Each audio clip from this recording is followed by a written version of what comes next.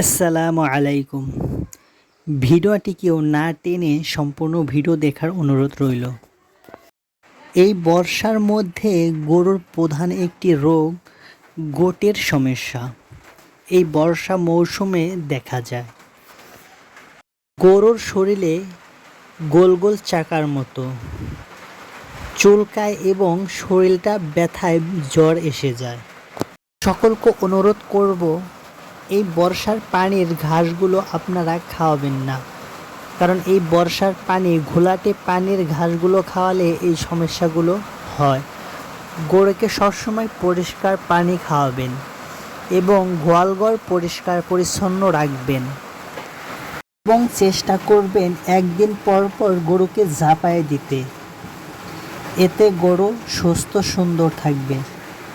যত তাড়াতাড়ি সম্ভব গরুকে ভ্যাকসিন দিবেন।